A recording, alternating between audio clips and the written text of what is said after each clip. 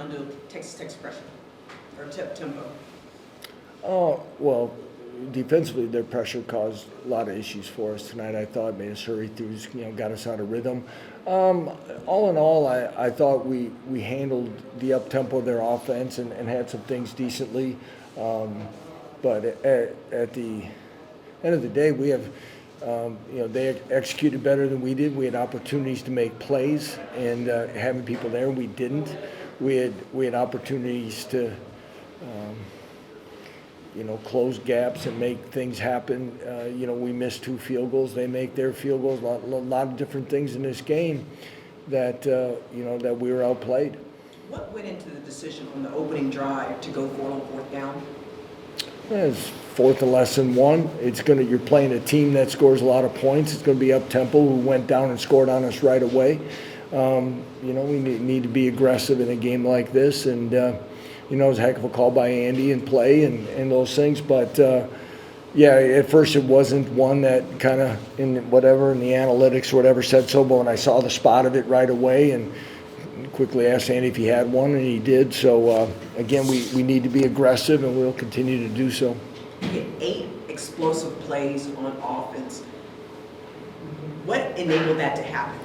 I don't know. Again, depending on each one, I again, game planning, execution, all those kind of things. But there were some times that, like say a 4th and 1 play action pass, those type of things are going to happen. But as good as those were, which are great and things that we've always strived for, I don't know if our in and out, play in and play out consistency was where it needed to be, especially in the second half.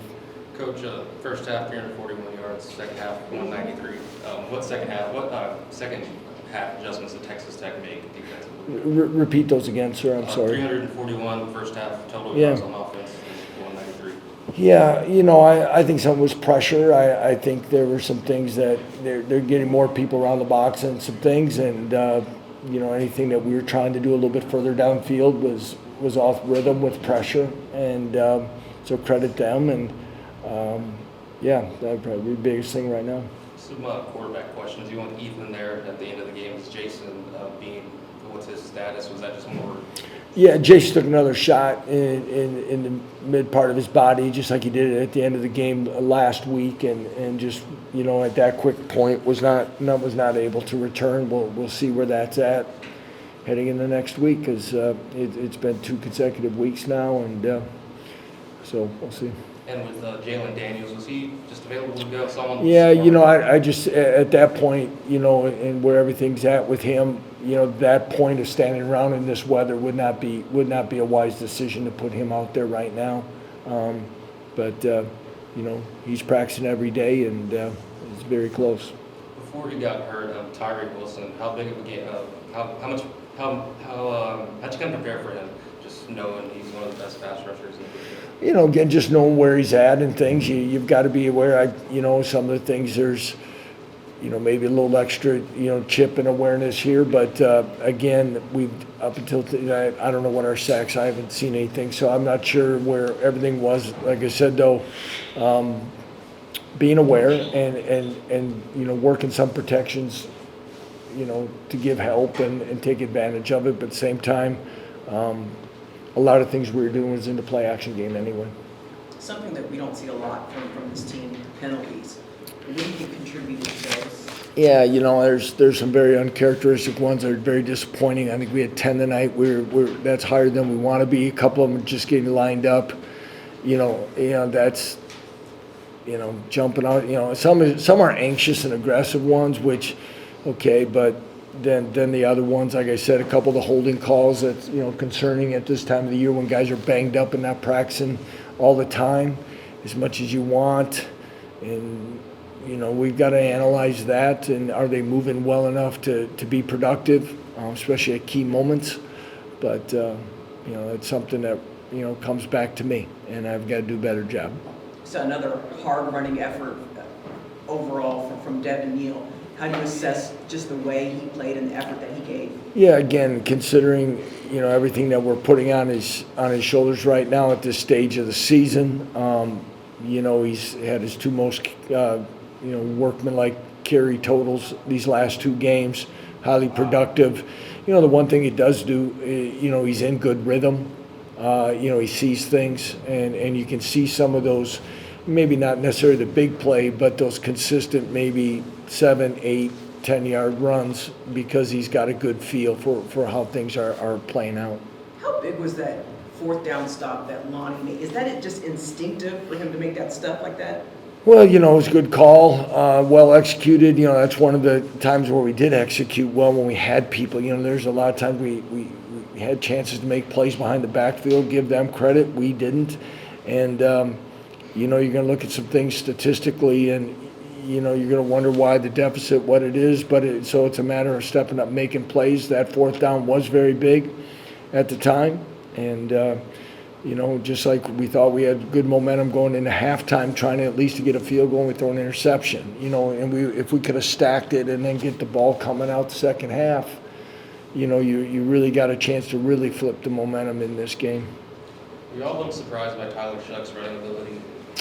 You know, I don't know. You know, maybe because the others are, you know, so productive that you don't, you know. Donovan Smith's an enjoyable player to watch play, and sometimes when you have somebody that is that type of an athlete, then the other guy that gets compared, you don't really appreciate what they do. But he very elusive. You know, I'm looking. I didn't even realize he's the leading rusher of the night, which is really disappointing. And but got to give him a lot of credit for his overall production this evening.